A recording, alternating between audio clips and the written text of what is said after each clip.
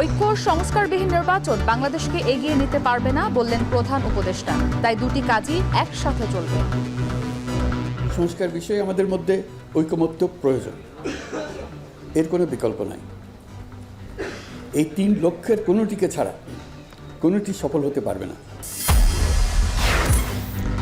ন্যূনতম সংস্কারের পরই নির্বাচন চায় বিএনপি, আর সুষ্ঠু নির্বাচনে যথাযথ সংস্কারের জন্য সময় দিতে প্রস্তুত জামায়াত। ন্যূনতম যে সংস্কার প্রয়োজন একটা নির্বাচন করার জন্য, গ্রহণযোগ্য নির্বাচন করার জন্য, সেই সংস্কারটুকু করে আমরা নির্বাচনে যেতে চাই। সেই নির্বাচন যুক্তিসঙ্গত সময়ের জন্য যতটুকু লাগে আমরা জামাত ইসলামী সেই সময় দিতে অন্তর্বর্তীকালীন সরকারের জন্য প্রস্তুত আছি। এক্সপ্রেসওয়ে টোল প্লাজায় বেপরোয়া বাসের ধাক্কায় প্রাণ গেল 5 জনের। মাদারীপুরে আধিপত্য নিয়ে সংঘর্ষে ইউপি সদস্য সহ নিহত 3।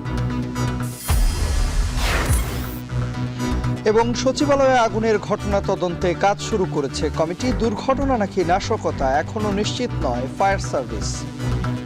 আমরা যেটা বলছি, আজকে আমরা তদন্তের টিমটা আমরা বসেছিলাম, জায়গাটা দেখেছি, শেষ তদন্ত চলছে, এখন কোনো মন্তব্য করে।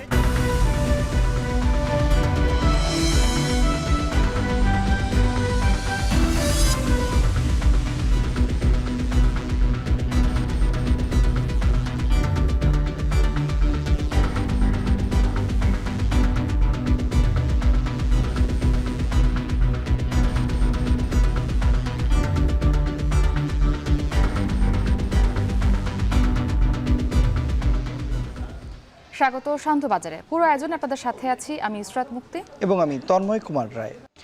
ঐক্যবিহীন সংস্কার কিংবা সংস্কারবিহীন নির্বাচন বাংলাদেশকে এগিয়ে নিতে পারবে না বলে মনে করেন প্রধান উপদেষ্টা ডক্টর মোহাম্মদ ইউনূস। রাজধানীতে ফোরাম ফর বাংলাদেশ স্টাডিজ আয়োজিত 2 দিনের জাতীয় সংলাপের ভার্চুয়াল বক্তব্যে তিনি বলেন, সংস্কার ও নির্বাচনের প্রস্তুতি একসাথে চলবে। গণ অভ্যুত্থানের মাধ্যমে বাংলাদেশ রূপান্তরের যে নয়া যুগে প্রবেশ করেছে তা দ্রুত ও সফলভাবে কার্যকর করার জন্য সবাইকে ঐক্যবদ্ধ থাকার আহ্বান জানান প্রধান উপদেষ্টা। হাসিব বিল্লার প্রতিবেদনে দেখুন বিস্তারিত। জাতীয় ঐক্যের লক্ষ্যে রাষ্ট্রের অংশীজনদের নিয়ে ফোরাম ফর বাংলাদেশ স্টাডিজ আয়োজিত 2 দিনের জাতীয় সংলাপের প্রথম দিন। সংলাপে ভার্চুয়াল বক্তব্যে গণঅভ্যুত্থানের শহীদ ও আহতদের অবদান তুলে ধরেন প্রধান উপদেষ্টা ডক্টর মোহাম্মদ ইউনূস। ন্যায়ভিত্তিক সমাজ নির্মাণ ছাড়া জুলাইয়ের আত্মত্যাগ অর্থবহ হতে পারে না বলেও মনে করেন তিনি। ফেসিবাদ বাংলাদেশকে আদর্শভিত্তিক সকল রকমের লক্ষ্য থেকে বিচ্যুত করে গভীর অন্ধকারের দিকে আমাদেরকে নিয়ে গিয়েছিল। গণ অভ্যুত্থানের মাধ্যমে আমরা বাংলাদেশের রূপান্তর পর্বে প্রবেশ করার অধিকার অর্জন করেছি। এই রূপান্তর দ্রুত সফলভাবে কার্যকর করার জন্য আমাদেরকে সকল শক্তি নিয়োজিত করার জন্য প্রতিজ্ঞাবদ্ধ থাকতে হবে। পেছনে ফেরার কোনো সুযোগ আমাদের নেই। আমাদের এই কাঙ্ক্ষিত রূপান্তরের লক্ষ্য হবে সকল ধরনের বৈষম্য অবসানের রাজনৈতিক আয়োজন নিশ্চিত করা। গণ অভ্যুত্থানের বিরুদ্ধ শক্তি ঐক্য বিনষ্ট করার চেষ্টা করলেও এ সময়ে রাজনৈতিক ঐক্য আরও শক্তিশালী হয়েছে বলে জানান ডক্টর ইউনূস। বাকহীন বাংলাদেশ জোরালো কণ্ঠে আবার কথা বলার শক্তি ফিরে পেয়েছে। এই দৃঢ়কণ্ঠ আবার ঐক্য গঠনে সোচ্চার হয়েছে। ঐক্য আমাদের মূল শক্তি। জুলাই অভ্যুত্থান আমাদেরকে ঐতিহাসিক মাত্রায় বলীয়ান করেছে। গত 5 মাসে এই ঐক্য আরও শক্তিশালী হয়েছে। এই ঐক্যের জোরেই এখন আমরা অসাধ্য সাধন করতে পারি। এখনই আমাদের সর্বোচ্চ সুযোগ। এমন অর্থনীতি গড়ে তুলতে হবে যেটা সকল নাগরিকের জন্য সম্পদের ও সুযোগের বৈষম্যহীনতার নিশ্চয়তা প্রদান করবে। সংস্কার ও নির্বাচনের প্রস্তুতি একই সাথে চলবে জানিয়ে প্রধান উপদেষ্টা সংস্কার কাজে সব নাগরিককে অংশগ্রহণ করার আহ্বান জানান। সংস্কার বিষয়ে আমাদের মধ্যে ঐকমত্য প্রয়োজন, এর কোনো বিকল্প নাই। এই 3 লক্ষ্যের কোনোটিকে ছাড়া কোনোটি সফল হতে পারবে না। ঐক্যবিহীন সংস্কার কিংবা সংস্কারবিহীন নির্বাচন বাংলাদেশকে এগিয়ে নিতে পারবে না। নির্বাচনের প্রস্তুতির কাজ মূলত নির্বাচন কমিশনের। নাগরিকদের নির্বাচনের তারিখ না পাওয়া পর্যন্ত এই প্রক্রিয়ায় সময় দিতে হয় না, কিন্তু সংস্কারের কাজে সকল নাগরিককে অংশগ্রহণ করতে হবে। সবকটা কমিশন মিলে আমাদের সামনে বহু সুপারিশ তুলে ধরবে। আমরা এখন এমন পর্যায়ে পৌঁছেছি যে যার যাই মতামত হোক না কেন আমরা দ্রুত একটা ঐকমত্য প্রতিষ্ঠিত করে সংস্কারের কাজগুলো করে ফেলতে চাই, নির্বাচনের পথে যেন এগিয়ে যেতে পারি। জুলাই বিপ্লবে ছাত্র জনতার হত্যাকারীদের অবশ্যই বিচারের মুখোমুখি করতে হবে বলেও দৃঢ় অঙ্গীকার ব্যক্ত করেন অন্তর্বর্তী সরকার প্রধান। সংস্কারের কাজে নিজেদেরকে হাসিব বিল্লাহ, এখন, ঢাকা। সংস্কার ও নির্বাচন নিয়ে মতভেদ দূর করতে ঐক্য সংস্কার ও নির্বাচন বিষয়ক সংলাপে অংশ নিয়ে বিএনপি মহাসচিব বলেন, জনগণকে বাদ দিয়ে কিছু করা যাবে না, ন্যূনতম সংস্কারের পরে নির্বাচন চায় বিএনপি। আর পাল্টাপাল্টি বক্তব্যে রাজনৈতিক দলগুলোর ঐক্য বিনষ্ট হচ্ছে উল্লেখ করে জামায়াতের সেক্রেটারি জেনারেল বলেন, সুষ্ঠু নির্বাচনের জন্য যথাযথ সংস্কারের সময় দিতে প্রস্তুত তারা। আরও জানাচ্ছেন জাওয়াদ মাহমুদ। কর্তৃত্ববাদী হাসিনা সরকার পতনের পর সংসদ ভেঙে দিয়ে অন্তর্বর্তী সরকার গঠন, এরপর থেকেই রাষ্ট্রের সংস্কার ও নির্বাচন ইস্যুতে দেশজুড়ে আলোচনা তুঙ্গে। এ নিয়ে রাজনৈতিক দল থেকে শুরু করে গণ অভ্যুত্থানের অংশীজনদের মধ্যে চলছে মতামতের লড়াই। সবার সামনে একত্র হয়ে বললে আমাদের শক্তি, সমবেত শক্তিতে আসবে, সেই সমবেত শক্তিটার জন্য আমরা নির্বাচন ও সংস্কার কেন্দ্রিক মতভেদ দূর করে জাতীয় ঐক্যমত্য গঠনে রাজধানীর কৃষিবিদ ইনস্টিটিউটে ঐক্য, সংস্কার ও নির্বাচন শিরোনামে ফ্যাসিবাদ বিরোধী সব রাজনৈতিক দল ও অংশীজনদের নিয়ে সংলাপ আয়োজন করে ফোরাম ফর বাংলাদেশ স্টাডিজ। আমি চাইবো যে ওয়াদাটা রক্ষা করতে। সংলাপে অংশ নিয়ে সংবিধান সংস্কার কমিশন প্রধান ও উপদেষ্টা আদিলুর রহমান বলেন, চলমান সংস্কারে রাজনৈতিক, প্রাতিষ্ঠানিক ও চলমান সংস্কার ছাড়া নির্বাচন হলে গণতান্ত্রিক আকাঙ্ক্ষা রক্ষা সম্ভব হবে না। এ সময় ঐক্যের সাথে ষড়যন্ত্র প্রতিহতের জন্য সবাইকে প্রস্তুত থাকার আহ্বান জানান তারা। প্রাতিষ্ঠানিক সংস্কারগুলোকে রক্ষা করার পথ পদ্ধতি তৈরি না করে সেই নির্বাচনের মধ্য দিয়ে সামগ্রিকভাবে গণতান্ত্রিক যে আকাঙ্ক্ষা, গণতান্ত্রিক প্রতিষ্ঠান যেগুলো, সেগুলো আপনি রক্ষা করতে পারবেন না। খালি ঐক্যের কথা বললাম কিন্তু প্রতিহতর জন্য তৈরি থাকলাম না, নিয়ন্ত্রণটা ছেড়ে দিবেন না। যখন নিয়ন্ত্রণ ছেড়ে দিবেন আপনাদের হাতের বাইরে চলে যাবে। সংলাপে অংশ নিয়ে দেশ জটিল রাজনৈতিক সময়ের মধ্য দিয়ে যাচ্ছে বলে মন্তব্য করেন বিএনপি মহাসচিব। বলেন, ন্যূনতম সংস্কারের পর বিএনপি নির্বাচন চায়, তবে জনগণকে বাদ রেখে কিংবা তাদের উপর চাপিয়ে দিয়ে কিছু করা যাবে না। একটা নির্বাচন করার জন্য, গ্রহণযোগ্য নির্বাচন করার জন্য সেই সংস্কারটুকু করে আমরা নির্বাচনে যেতে চাই। জনগণকে বাদ দিয়ে কোনো কিছু করাই, উপর থেকে আপনারা চাপিয়ে দিয়ে কোনো কিছু করা যাবে না। অপরদিকে জামায়াতের সেক্রেটারি জেনারেল মিয়া গোলাম পরোয়ার বলেন, সুষ্ঠু নির্বাচনের জন্য যথাযথ সংস্কারের সময় দিতে তার দল প্রস্তুত। রাজনৈতিক দলগুলোর পাল্টাপাল্টি বক্তব্য জাতীয় ঐক্য বিনষ্ট করছে বলেও মন্তব্য দলটির সেক্রেটারি জেনারেলের। নির্বাচনের জন্য যে সংস্কারগুলো মিনিমাম প্রয়োজন সেগুলো সম্পন্ন করতে সুযোগ দিতে হবে, তারপরে একটা অবাধ, নিরপেক্ষ, ক্রেডিবল, ফ্রি এবং ফেয়ার একটা ইলেকশন সম্ভব। ফ্যাসিবাদ বিরোধী সংগ্রামকে বিতর্কিত করে দলের মধ্যে বিভেদ তৈরি হয়, আমরা যেন সে ব্যাপারে আরো গার্ডেড ল্যাঙ্গুয়েজে কথা বলি। দুদিনের সংলাপের প্রথম দিনে অন্তর্বর্তী সরকারের 7 উপদেষ্টা, 20টি রাজনৈতিক দলের প্রতিনিধি, নাগরিক সমাজ সহ বিভিন্ন শ্রেণী পেশার গণ্যমান্য ব্যক্তিরা অংশ নেন। সমাপনী দিনে অংশীজনদের ঐকমত্য নিয়ে প্রকাশিত হবে ঘোষণাপত্র। জাওয়াদ মাহমুদ, এখন, ঢাকা। সচিবালয়ে আগুনের ঘটনায় তদন্ত শুরু করেছে তদন্ত কমিটি। এ সময় ফায়ার সার্ভিসের মহাপরিচালক ব্রিগেডিয়ার জেনারেল মোহাম্মদ জাহিদ কামাল বলেন, দুর্ঘটনা নাকি নাশকতা এখনই বলা যাচ্ছে না। সকাল 10টার পর নতুন তদন্ত কমিটি বৈঠক শেষে বের হয়ে যাওয়ার সময় মহাপরিচালক আরও বলেন, তদন্ত শুরু হয়েছে, এ নিয়ে এখনই মন্তব্য করার সময় আসেনি। এর আগে সকালে সচিবালয়ে আসেন কমিটির সদস্যরা, ভেতরে তারা বৈঠক করেছেন বলে জানা গেছে। গেল বৃহস্পতিবার মধ্যরাতে সচিবালয়ের 7 নম্বর ভবনে ভয়াবহ আগুনের ঘটনায় তদন্তে নতুন করে 8 সদস্যের কমিটি করে সরকার। সেই সঙ্গে আগের 7 সদস্যের কমিটি বাতিল করা হয়। কমিটি 30 ডিসেম্বরের মধ্যে প্রাথমিক প্রতিবেদন এবং পরবর্তী 10 কার্যদিবসের মধ্যে পূর্ণাঙ্গ প্রতিবেদন দেবে। আমরা যেটা বলছি, আজকে আমরা তদন্তের টিমটা আমরা বসেছিলাম, জায়গাটা দেখেছি শেষ। জায়গায় মানে কোনো কিছু পেয়েছেন কিনা বা এখন অন্য কোনো কিছু তদন্ত চলছে, এখন কোনো মন্তব্য করা। ভেতরের কি অবস্থা দেখলেন আপনারা? কালকে যেভাবে দেখেছেন ঠিক সেভাবে। মাওয়া এক্সপ্রেসওয়ের ধলেশ্বরী টোল প্লাজায় বেপরোয়া বাসের ধাক্কায় প্রাণ গেল 2 শিশু সহ 5 জনের।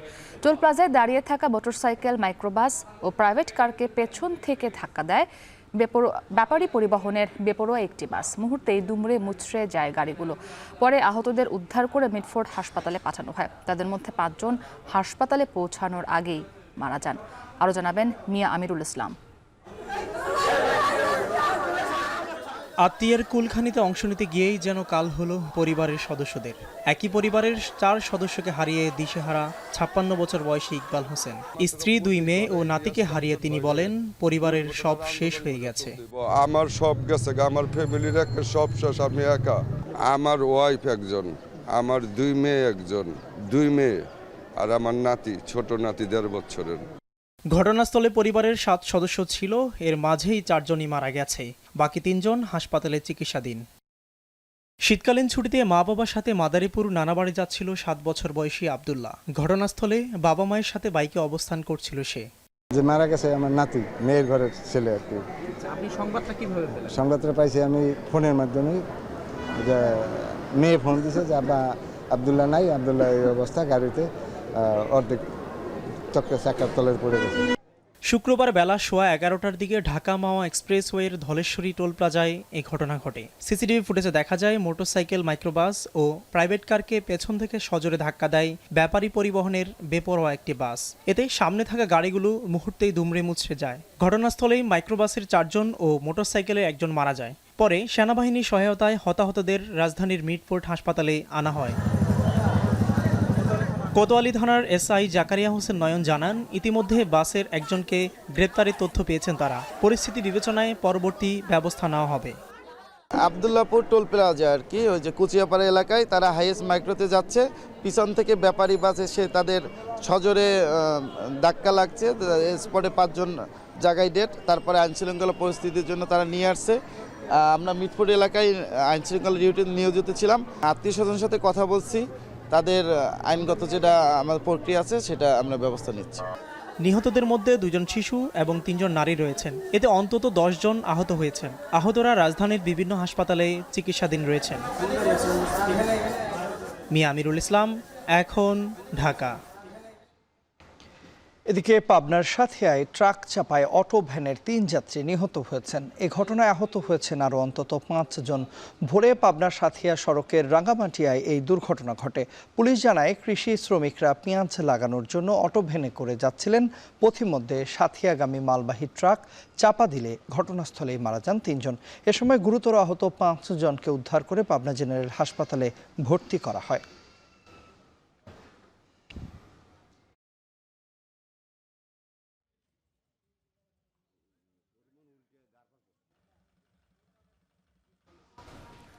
মাদারীপুরের কালকিনিতে আধিপত্য নিয়ে দুপক্ষের সংঘর্ষে ইউপি সদস্য সহ 3 জন নিহত হয়েছেন, আহত অন্তত 20 জন। এই ঘটনার পর থেকেই থমথমে পরিস্থিতি বিরাজ করছে। এদিকে পরবর্তীতে সহিংসতা এড়াতে মোতায়েন করা হয়েছে সেনাবাহিনী, র্যাব ও পুলিশ। কাজী মনিরুজ্জামানের তথ্য, ছবিতে বিস্তারিত। শুক্রবার ভোরে দুপক্ষের সংঘর্ষে রণক্ষেত্রে পরিণত হয় কালকিনির মধ্যরচর এলাকা। মুহুর্মুহুর ককটেল দিয়ে বর্তমান ইউপি সদস্য আক্তার শিকদারের বাড়িতে হামলার পর সেখানকার সবকিছু লণ্ডভণ্ড করে ফেলা হয়। চালানো হয় ভাঙচুর ও লুটপাট। স্থানীয়রা জানান, বাঁশগাড়ি ইউনিয়ন পরিষদের চেয়ারম্যান মোস্তাফিজুর রহমানের সঙ্গে একই ইউনিয়নের 8 নম্বর ওয়ার্ডের ইউপি সদস্য আক্তার শিকদারের মধ্যে দীর্ঘদিন ধরে বিরোধ চলে আসছিল। এ নিয়ে বেশ কয়েকবার সংঘর্ষ হয়, তবে 5 আগস্টের পর থেকে পলাতক ছিলেন আক্তার শিকদার। বৃহস্পতিবার রাতে আক্তার শিকদার বাড়িতে ফিরলে ক্ষিপ্ত হয়ে ওঠেন চেয়ারম্যানের অনুসারীরা। আক্তার শিকদারের বাড়িতে হামলা চালালে দুপক্ষের মধ্যে সংঘর্ষ বাধে। এক পর্যায়ে খাসেরহাটের কালারচর এলাকায় কুপিয়ে হত্যা করা হয় ইউপি সদস্য আক্তার শিকদার, তার ছেলে মারুফ শিকদার ও অনুসারী সিরাজ চৌকিদার নামে একজনকে। আহত হন আরও অন্তত 20 জন। আমার ছেলে রাত 10টার দিকে বাড়িতে এরপর তারা চতুর্দিকে ব্যাট দিয়ে দৌড়ে এই ব্রিজের এনে দরিয়াতে কুবাই মারছে। কারা কারা কুবাই? সেই সুমন শর্মানের ভাই সুমন শর্মান এবং হ্যাট দলবলের আরও লোকজন আছে। বুমের শব্দ পাই আমরা আগে যাই দেখি যে ওখানে মানুষে বলে যে ওখানে একটা মার্ডার হয়েছে। ওখানে যা বললা দেখছি যাই দেখি আক্তার মেম্বার। এই ঘটনার পর থেকে কালকিনিতে থমথমে পরিস্থিতি বিরাজ করছে। মোতায়েন রয়েছে আইন শৃঙ্খলা বাহিনীর অতিরিক্ত সদস্য। জড়িতদের গ্রেপ্তারে চালানো হচ্ছে অভিযান। এলাকায় সেনাবাহিনী আছে, র্যাব আছে, আমরা পুলিশ সদস্যরা আছি। এই ঘটনার সাথে যারা সংশ্লিষ্ট আছে, এই ঘটনার যারা দোষী তাদের গ্রেপ্তারের জন্য আমরা অভিযান পরিচালনা করছি। এই ঘটনায় আহতদের কালকিনির বিভিন্ন হাসপাতালে ভর্তি করে চিকিৎসা দেওয়া হচ্ছে। এখন মাদারীপুর। শুক্রবার সন্ধ্যা পর্যন্ত গত ২৪ ঘন্টায় সারা দেশে কেউ ডেঙ্গুতে মারা যাননি। নতুন করে আক্রান্ত হয়ে হাসপাতালগুলোতে ভর্তি হয়েছেন ৫৩ জন। স্বাস্থ্য অধিদপ্তর থেকে পাঠানো প্রতিবেদনে জানানো হয় ২৪ ঘন্টায় আক্রান্তদের মধ্যে ৮ জন ঢাকা বিভাগের হাসপাতালগুলোতে ভর্তি হয়েছেন। ঢাকা উত্তর ও দক্ষিণ সিটি এলাকায় ২৫ জন হাসপাতালগুলোতে ভর্তি হয়েছেন। এর বাইরে চট্টগ্রাম বিভাগে ১২ জন, ময়মনসিংহ বিভাগে ২ জন, রাজশাহী বিভাগে ২ জন ও খুলনা বিভাগে ১ জন ডেঙ্গু রোগী হাসপাতালে ভর্তি হয়েছেন। চলতি বছর এখন পর্যন্ত ডেঙ্গুতে আক্রান্ত হয়ে ১,৭৬৪ জন হাসপাতালে ভর্তি হয়েছেন। এদের মধ্যে মৃত্যুবরণ করেছেন ৫৬৯ জন ডেঙ্গু রোগী। ডেঙ্গু আক্রান্ত হয়ে মারা যাওয়াদের মধ্যে নারী ৩৬.৯% এবং পুরুষ ৬৩.১%। নির্বাচন ও সংস্কারের আগে আইন শৃঙ্খলা ও নিত্যপণ্যের দামে মানুষকে স্বস্তি দিতে হবে। ফোরাম ফর বাংলাদেশ স্টাডিজের সংলাপের দ্বিতীয় সেশনে এমন কথা বলেছেন শ্বেতপত্র প্রণয়ন কমিটির প্রধান ডক্টর দেবপ্রিয় ভট্টাচার্য। সংলাপে নাগরিক সমাজের প্রতিনিধিরা বলেন, রাজনীতিবিদদের দৃষ্টিভঙ্গি বদল না হলে গণতান্ত্রিক ব্যবস্থা পুনরুদ্ধার কঠিন হবে। বিপ্লব পরবর্তী ঐক্য ধরে রাখতে ফ্যাসিজম লোপ করতে প্রয়োজনীয় সংস্কারের বিষয়টিও উঠে আসে আলোচনায়। আরও জানাচ্ছেন নাজমুস সাকিব। ঐক্য, সংস্কার আর নির্বাচন নিয়ে ব্যাপক আলোচনার মাঝেই এ নিয়ে ফোরাম ফর বাংলাদেশের সংলাপের দ্বিতীয় অধিবেশনে উপস্থিত হন রাজনৈতিক ব্যক্তিত্ব, ছাত্র প্রতিনিধি, সুশীল সমাজের ব্যক্তিবর্গ, অর্থনীতিবিদ সহ নানাজন।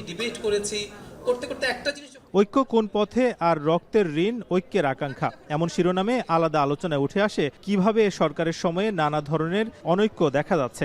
বক্তারা বলেন, সংস্কার নিয়ে অনৈক্য থাকায় সার্বিক ঐক্যে কিছুটা আঁচড় লেগেছে। ঐক্য ও সংস্কারের আগে মানুষকে আইন শৃঙ্খলা, বাজার ব্যবস্থাপনায় স্বস্তি দিতে হবে বলে মনে করেন তারা। এছাড়াও প্রশাসনেও নানা ধরনের ফ্যাসিজম আছে বলেই কাটছে না সংকট। বিভিন্ন ধরনের ব্যাখ্যা বিবরণ নিয়ে নিজেদের ভিতরে বিভেদ সৃষ্টি না করে ভবিষ্যতের বাংলাদেশকে নিয়ে, আমাদের স্বপ্নের জায়গাটাকে নিয়ে ঐক্য সৃষ্টি করতে হবে। আমার মনে হয় এই জায়গাটাও খুব ক্রমান্বয়ে পরিষ্কার হচ্ছে। শাসিত হচ্ছেন তারাও যেন আগামীকাল প্রয়োজন হলে শাসক হতে পারেন। যে কোনো কারণে যদি নির্বাচন ব্যবস্থাকে রুদ্ধ করা হয়, বন্ধ করা হয়, প্রতিহত করা হয়, তখন জনগণ অভ্যুত্থানের মাধ্যমেই নিজেদের সার্বভৌমত্ব জাহির করে। আমাদের তো অনেক রাজনৈতিক দল এসছে। এই এতগুলি রাজনৈতিক দলের যে কোনো একটা দল যদি তাদের ম্যানিফেস্টোর 10% সত্যিকার অর্থে কাজে লাগাতো, তার জীবনে গদি থেকে সরতে হতো না। সেটা তারা জীবনে করেনি, অন্যগুলি জিনিসগুলি করেছে, এবং সেই জায়গায় যাতে আমরা আরেকবার না আসি সেটাই আমার চিন্তার বিষয়। তাহলে আইন শৃঙ্খলায় কিছুটা অবনতি ও বাজার ব্যবস্থাপনায় সংকট উত্তরণের উপায় কি? ঐক্যের সংকট কিভাবে সমাধান করা যায় এমন প্রশ্নের ভিত্তিতে বক্তারা বলেন, সবাইকে ছাড় দেওয়ার মানসিকতা থেকেই এগিয়ে আসতে। এর জন্য কিছু সংস্কার এখনই করে ফেলা দরকার, বাকিটা সময় নেওয়া উচিত বলে মনে করেন তারা। পলায়ন যারা করেছে সরিষা, তাদের নানা ধরনের অপতৎপর আছে, সিস্টেমের মধ্যে অনেক ধরনের চ্যালেঞ্জ আছে, কিন্তু সেগুলো মোকাবেলা করার সক্ষমতার একটা বিষয় আছে। আমরা এমন একটি বাংলাদেশ চাই যেখানে দলগুলো জনগণের কাছে দায়বদ্ধ থাকবে, কোনো পারিবারিক কোনো ব্যক্তির কাছে দায়বদ্ধ থাকবে না। আমরা এমন একটি বাংলাদেশ দেখতে চাই যেখানে রাজনীতিটা হবে আইডিয়া কেন্দ্রিক, নট টু ব্যক্তি কেন্দ্রিক। মানুষের জন্যই। রাজনীতিবিদদের দৃষ্টিভঙ্গির পরিবর্তন না হলে গণতান্ত্রিক ব্যবস্থা পুনরুদ্ধার কঠিন বলে মনে করেন সংলাপে অংশীজনরা। বলেন, মনোনয়ন বাণিজ্য গণতান্ত্রিক ব্যবস্থা ফিরিয়ে আনার ক্ষেত্রে বড় সংকট। তাই তরুণদের মাধ্যমে একতাবদ্ধ হয়ে সংস্কার করা গেলে একটি সুষ্ঠু নির্বাচন করা সম্ভব। তো এই মনোনয়ন বাণিজ্য যখন হয়, তখন রাজনীতিটা কিসে রূপান্তরিত হয়? ব্যবসায় রূপান্তরিত হয়। কিন্তু রাজনীতিটা হওয়ার কথা কি? জনগণের কল্যাণে রাজনীতি করার কথা। শুক্রবার সকাল থেকে শুরু হওয়া সংলাপে আরও 3টি সেশন হবে শনিবার। নাজমুস সাকিব, এখন ঢাকা। দীর্ঘ লড়াই সংগ্রাম শুধুই ফ্যাসিবাদের পতনের লক্ষ্য ছিল না, মানুষের মানবিক মূল্যবোধ প্রতিষ্ঠা ও জনগণের কাছে ফিরিয়ে দেয়াই বিএনপির লক্ষ্য ছিল বলে জানিয়েছেন বিএনপির স্থায়ী কমিটির সদস্য নজরুল ইসলাম খান। সন্ধ্যায় গুলশানে বিএনপি চেয়ারপারসনের কার্যালয়ে এলডিপির সাথে লিয়াজো কমিটির বৈঠক শেষে ব্রিফিংয়ে তিনি আরও বলেন, সমমনা দলের সাথে বৈঠক চলবে, এটি একটি ধারাবাহিক প্রক্রিয়া। আমরা দেশে বিদ্যমান যে পরিস্থিতি, যেখানে দ্রব্যমূল্য, আইন শৃঙ্খলা পরিস্থিতি, এই যে গতকাল আপনার সচিবালয়ে যে অগ্নিকাণ্ডটা ঘটেছে, বিভিন্ন বিষয়গুলো নিয়ে আলোচনার মধ্যে আসছে, আমরা আলোচনা করেছি। কিন্তু যেহেতু আমরা একসাথে দীর্ঘদিন ধরে আন্দোলন করি, আমাদের এক ধরনের মানসিক ঐক্য থাকার কারণেই তো আমরা একসাথে এতদিন পাচ্ছি। কাজে যে আলোচনায় আমরা করেছি সেসব আলোচনায় আমরা মোটামুটি সব কিছুতেই একমত আছি আর কি। জামায়াতের আমির ডাক্তার শফিকুর রহমান বলেছেন, ক্ষমতা নয়, সুশাসনের জন্য জনগণের ভালোবাসা ও সমর্থন প্রয়োজন। সকালে যশোর জেলা জামায়াতের কর্মী সমাবেশে দলটির আমির আরও বলেন, দেশে আর চেতনার বড়ি বিক্রি হবে না। আমাদের উদ্দেশ্য নয়, দেশে একটা সুশাসন কায়েম করা আমাদের মূলত। আজকে আমাদের যুবক যুবতীরা মাস্টার্স গ্রাজুয়েশনের সার্টিফিকেট নিয়ে তারা এখন দুয়ারে দুয়ারে ঘুরে তাদের কাঙ্ক্ষিত একটা চাকরি তারা পায় না। দুটি কারণে পায় না। একটা কারণ হলো একটা গোষ্ঠীর কাছে সমস্ত মানুষের কিসমত হাইজ্যাক হয়ে গিয়েছিল। এই গোষ্ঠী বাংলাদেশকে তাদের জমিদারি মনে করত। তাদের আনুগত্য যারা করবে না তাদের জন্য এই দেশে বাঁচার কোনো অধিকার ছিল না। আগামী নির্বাচনে অংশগ্রহণ করতে বিএনপি চেয়ারপারসন বেগম খালেদা জিয়ার আর আইনগত বাধা নেই বলে জানিয়েছেন অ্যাটর্নি জেনারেল মোহাম্মদ আসাদুজ্জামান। শুক্রবার সকালে ডিবেট ফর ডেমোক্রেসির আয়োজনে ছায়া সংসদ বিতর্ক অনুষ্ঠানে তিনি এ কথা বলেন। তিনি বলেন, দণ্ডপ্রাপ্ত হলে শেখ হাসিনা সহ আওয়ামী লীগের নেতারা আগামী জাতীয় নির্বাচনে অংশ নিতে পারবে না। কোনো ষড়যন্ত্রের কাছে জুলাই বিপ্লব ব্যর্থ হতে পারে না বলেও মন্তব্য করেন তিনি। বলেন, গত আমলে বিচারের নামে অবিচার হয়েছে, ধ্বংস হয়েছে বিচার বিভাগ।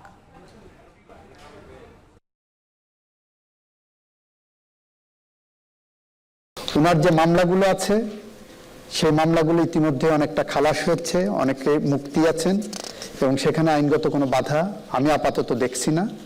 আগামী দিনে নির্বাচন যখন হবে তার সামনে রেখে কোনো বাধা আসবে কিনা সেটা সময় বলে দেবে, তবে আপাতত কোনো বাধা আমি আইনগতভাবে দেখছি না। চাঁদপুরের জাহাজে 7 নাবিক হত্যার ঘটনায় দোষীদের কঠোর শাস্তি, নিহতদের পরিবারকে ক্ষতিপূরণ প্রদান ও নৌপথ নিরাপদ নিশ্চিত করতে সারা দেশে কর্মবিরতি পালন করছে নৌ পরিবহন শ্রমিকরা। তবে যাত্রীবাহী নৌযান এই কর্মসূচির আওতামুক্ত রয়েছে। কর্মবিরতির ফলে সারা দেশে স্থবির হয়ে পড়েছে পণ্য পরিবহন কার্যক্রম। প্রতিনিধিদের তথ্য ছবিতে দেখুন বিস্তারিত। জাহাজে 7 খুনের প্রতিবাদে বৃহস্পতিবার মধ্যরাত থেকে সারা দেশে অনির্দিষ্ট কালের জন্য পণ্যবাহী নৌযানে কর্মবিরতি চলছে। বন্ধ রয়েছে চট্টগ্রাম বন্দরের বহির্নোঙরে খোলা পণ্য খালাস ও পরিবহন। এতে সারা দেশে চাল, ডাল, গম, তেল, শিল্পের কাঁচামাল সহ সব ধরনের পণ্য পরিবহন বন্ধ হয়ে গেছে। খোলা আমদানি পণ্য নিয়ে আসা বিদেশি জাহাজগুলোতেও হচ্ছে না কাজ।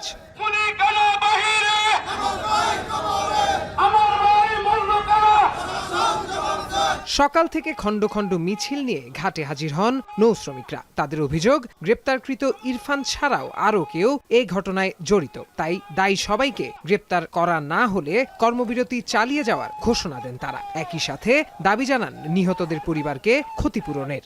র্যাব একজন লোককে গ্রেপ্তার করেছে। সে জাহাজের কোনো মাস্টার ন, ইঞ্জিনিয়ার ন, সে একজন লস্কর হিসেবে কাজ করেছিল। সে কিভাবে, উনি নিজে স্বীকার করেছে প্রত্যেকটি লোককে উনি হত্যা করেছে। হত্যা করার পরে আর জাহাজে অবশিষ্ট কোনো লোক ছিল না।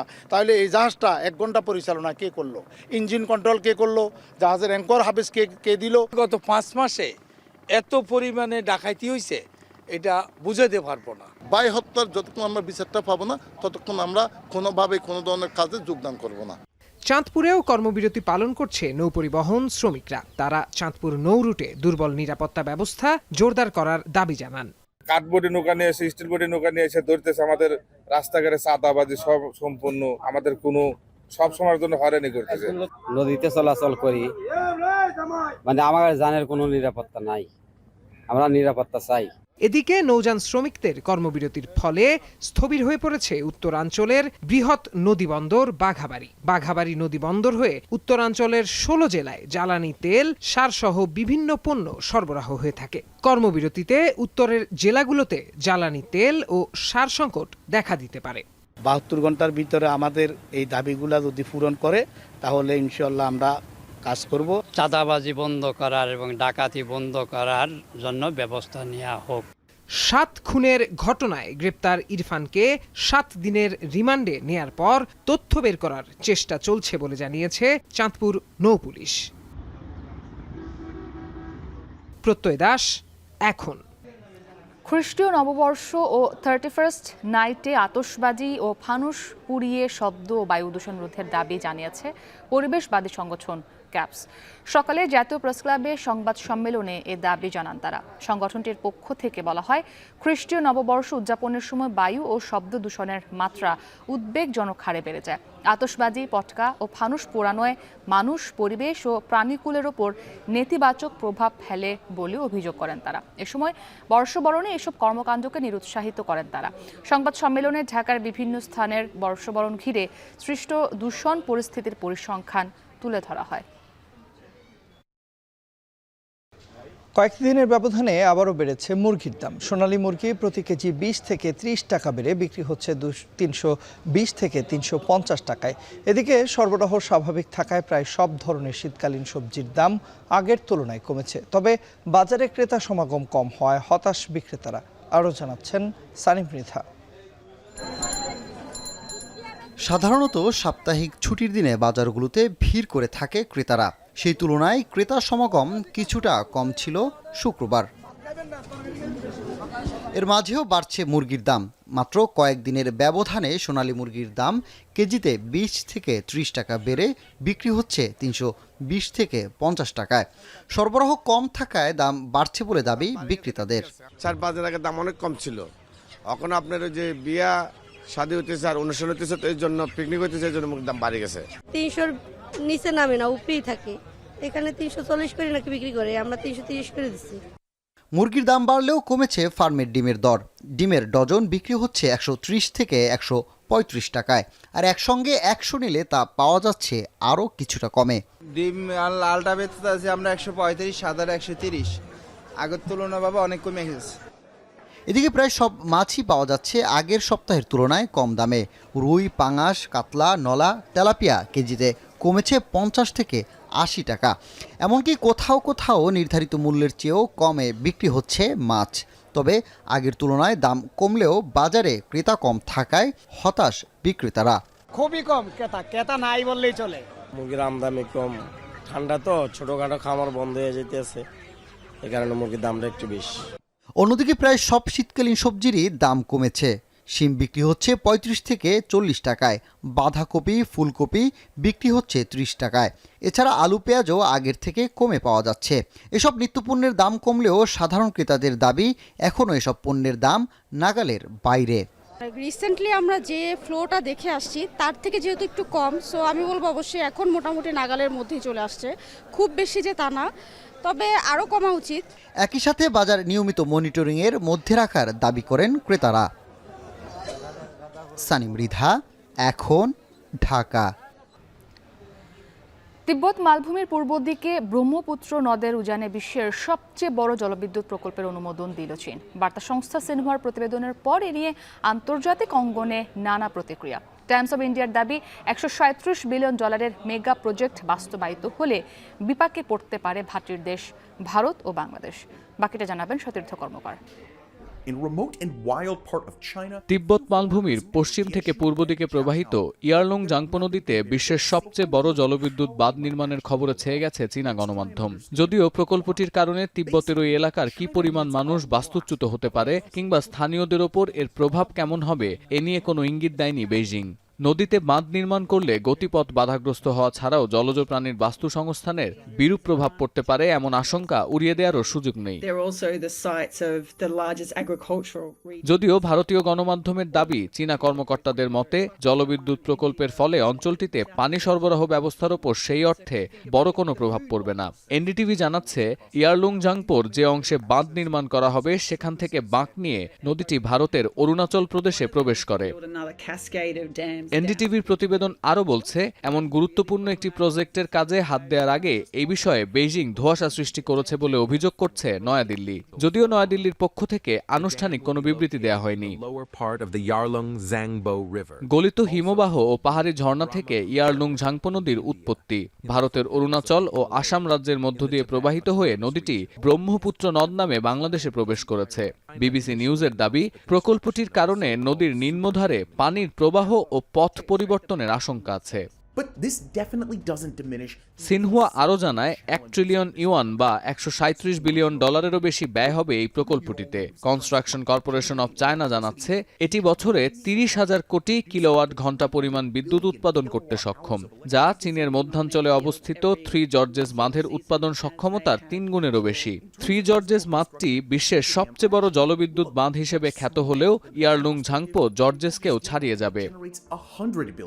এনডিটিভি ওয়ার্ল্ড আরও জানাচ্ছে এই প্রজেক্ট বাস্তবায়িত হলে নয়াদিল্লি বেইজিং সম্পর্কে আরও অবনতির আশঙ্কা আছে। পানি নিয়ে শীতল যুদ্ধে জড়ানোর আশঙ্কা করছেন আন্তর্জাতিক সম্পর্ক বিশ্লেষকরা। প্রেস ট্রাস্ট অফ ইন্ডিয়ার তথ্য বলছে এই বাঁধ নির্মাণের ফলে নদীর পানির ধরা ও ছেড়ে দেওয়ার ক্ষমতা চীনের হাতে চলে যাবে। ফলে হঠাৎ করে অতিরিক্ত পানি ছেড়ে দিলে নদী তীরবর্তী এলাকার মানুষ ভয়াবহ বন্যার কবলেও পড়তে পারে। সতীর্থ কর্মকার, এখন বিশ্ব। সিরিয়ার সার্বভৌমত্বের প্রশ্নে দেশটির উপর আনা নিষেধাজ্ঞা তুলে নিতে বিশ্ব নেতাদের প্রতি আহ্বান জানিয়েছেন আরব জোট গালফ কোঅপারেশন কাউন্সিলের প্রধান। কুয়েতে কাউন্সিলের 46তম বৈঠকে আরব নেতারা আরও বলেন, আঞ্চলিক সম্পর্কের গুরুত্ব দিয়ে সিরিয়ায় বিদেশি হস্তক্ষেপ বন্ধে সোচ্চার হওয়া প্রয়োজন। আরও জানাচ্ছেন সতীর্থ কর্মকার। সিরিয়ার হোমস, তার্তুজ ও লাতাকিয়া শহরে প্রবেশ করছে আসাদ বিরোধী হায়াত তাহরির আল শামের সশস্ত্র যোদ্ধারা। ভারী অস্ত্রশস্ত্র আর গাড়ির বহর দেখে মনে হতে পারে যুদ্ধের ডঙ্কা বাজছে গোটা সিরিয়া জুড়ে। গেল বুধবার সংখ্যালঘু আলাউইদ সম্প্রদায়ের একটি ধর্মীয় স্থাপনাতে আগুন দেওয়ার প্রতিবাদে এই 3 শহরের গুরুত্বপূর্ণ পয়েন্টে জড়ো হয়ে বিক্ষোভ করেন স্থানীয়রা। পরিস্থিতি নিয়ন্ত্রণে বৃহস্পতিবার ওই এলাকাগুলোতে সংগঠনের কর্মীদের পাঠানোর সিদ্ধান্ত নেয় বিদ্রোহী এই সংগঠনটি। যদিও আসাদ বিরোধীদের সাথে কোনো কোনো ক্ষেত্রে একমত হতে পারছেন না স্থানীয়রা। هلا نحن مستنفرين طبعا هو لنشر الامان ضمن المنطقه بسبب بعض فلول من الميليشيات الشيعيه وميليشيات نظام. مشكلتنا طائفيه نهائيا، نحن مشكلتنا مع الشبيحه ولو كان اختصرت فئه معينه بنسبه كبيره من الشبيحه. একদিকে ইসরায়েল, অন্যদিকে রাশিয়া, দুই দেশের সাথে কূটনৈতিক সম্পর্কের ভারসাম্য বজায় রাখা নিয়ে যখন টালমাটাল সিরিয়ার অন্তর্বর্তী সরকার, তখন রাজধানী দামেস্কে ইরাকি গোয়েন্দা সংস্থার প্রধান হামিদ আল সাত্রির সাথে সাক্ষাৎ করেছেন আসাদ বিরোধী প্রধান বিদ্রোহী গোষ্ঠী HTS এর প্রধান আবু মুহাম্মদ আল জুলানি। ইরাক সরকারের মুখপাত্র বাসিম আল আওয়াদির বরাতে দেশটির রাষ্ট্রীয় সংবাদ মাধ্যম জানায়, সীমান্তে আধিপত্য ধরে রাখা ও দেশে স্থিতিশীলতা আনতে নিরাপত্তা জোরদারের বিষয়ে আলোচনা করেছেন দুই নেতা। আল জাজিরা বলছে, সিরিয়ায় নতুন সরকারের উত্থান ও আসাদের পতনের পর আরব ও পশ্চিমা দেশগুলোর নেতাদের সাথে সাক্ষাৎ ও দ্বিপক্ষীয় সম্পর্ক উন্নয়নের চেষ্টা করছে তেহরান। ক্ষমতাচ্যুত বাশার আল আসাদ ক্ষমতা ধরে রাখতে রাশিয়ার পর সবচেয়ে বেশি নির্ভর করেছিলেন ইরানের ওপর। বিশেষ করে ইরান সমর্থিত হিজবুল্লাহ গোষ্ঠীর নিষ্ক্রিয়তা আসাদের পতনের অন্যতম কারণ ছিল, এমন আলোচনা উঠে এসেছে আন্তর্জাতিক গণমাধ্যমে। ইরানের গোয়েন্দা সংস্থার প্রধান যখন আসাদ বিরোধী নেতাদের সাথে বৈঠক করছেন, তখন রুশ পররাষ্ট্রমন্ত্রী সের্গেই লেভরভ বলেছেন, সিরিয়ার অন্তর্বর্তী সরকার আশা করে ভবিষ্যতেও মস্কো তাদের দ্বিপক্ষীয় কূটনৈতিক সম্পর্ক ধরে রাখবে। ক্রেমলিনও বিষয়টিকে একইভাবে বিবেচনা করছে বলে নিশ্চিত করেন লেভরভ। এদিকে সিরিয়ার নতুন সরকার ব্যবস্থা ও দেশটির সার্বভৌমত্বের প্রশ্নে কুয়েতে গালফ কোঅপারেশন কাউন্সিলের 46তম বৈঠকে অংশ নেন আরব দেশের প্রতিনিধিরা। যে কোনো ধরনের স্বৈরাচারী ও সন্ত্রাসবাদী কার্যক্রমের বিরুদ্ধে আঞ্চলিক নেতাদের সোচ্চার হওয়ার আহ্বান জানান জোটের প্রধান। واستقلالها ووحدة أراضيها ورفض التدخلات الأجنبية في شؤونها الداخلية والتصدي للإرهاب والفوضى ومكافحة التطرف والغلو والتحريض واحترام التنوع وعدم الإساءة لمعتقدات الآخرين। অন্যদিকে গোলান মালভূমিতে সেনা মোতায়েনের পর এবার অঞ্চলটিতে সেনা ঘাঁটি বা মিলিটারি পোস্ট নির্মাণের পথে অগ্রসর হচ্ছে তেল আবিব। শীতকাল জুড়ে সেনা সক্ষমতার জানান দিতে ইসরায়েলি প্রতিরক্ষা বিভাগের পক্ষ থেকে বাফার জোনে ঘাঁটি নির্মাণের সিদ্ধান্ত এসেছে বলে দাবি সিরীয় গণমাধ্যমের। সতীর্থ কর্মকার, এখন বিশ্ব। সান্ধ্যবাজার শেষ করার আগে শিরোনামগুলো আরও একবার। ঐক্য ও সংস্কারবিহীন নির্বাচন বাংলাদেশকে এগিয়ে নিতে পারবে না বললেন প্রধান উপদেষ্টা, তাই দুটি কাজই একসাথে চলবে। সংস্কার বিষয়ে আমাদের মধ্যে ঐকমত্য প্রয়োজন, এর কোনো বিকল্প নাই। এই 3 লক্ষ্যের কোনোটিকে ছাড়া কোনোটি সফল হতে পারবে না। ন্যূনতম সংস্কারের পরে নির্বাচন চায় বিএনপি, আর সুষ্ঠু নির্বাচনে যথাযথ সংস্কারের জন্য সময় দিতে প্রস্তুত জামায়াত। ন্যূনতম যে সংস্কার প্রয়োজন একটা নির্বাচন করার জন্য, গ্রহণযোগ্য নির্বাচন করার জন্য, সেই সংস্কারটুকু করে আমরা নির্বাচনে যেতে চাই। সেই নির্বাচন যুক্তিসঙ্গত সময়ের জন্য যতটুকু লাগে আমরা জামাত ইসলামী সেই সময় দিতে অন্তর্বর্তীকালীন সরকারের জন্য প্রস্তুত আছি। এক্সপ্রেসওয়ে টোল প্লাজায় বেপরোয়া বাসের ধাক্কায় প্রাণ গেল 5 জনের। মাদারীপুরে আধিপত্য নিয়ে সংঘর্ষে ইউপি সদস্য সহ নিহত 3। এবং সচিবালয়ে আগুনের ঘটনা তদন্তে কাজ শুরু কমিটির। দুর্ঘটনা নাকি নাশকতা এখনো নিশ্চিত নয় ফায়ার সার্ভিস। আমরা যেটা বলছি, আজকে আমরা তদন্তের টিমটা আমরা বসেছিলাম, জায়গাটা দেখেছি, শেষ তদন্ত চলছে, এখন কোনো মন্তব্য করে। এ ছিল সান্ধ্যবাজারের আয়োজন। এখন টেলিভিশন ওয়েবসাইটে দেখতে ভিজিট করুন www.ekhon.tv। ফেসবুকে দেখুন facebook.com/tv.ekhon আর ইউটিউবে দেখুন youtube.com/ekhon tv।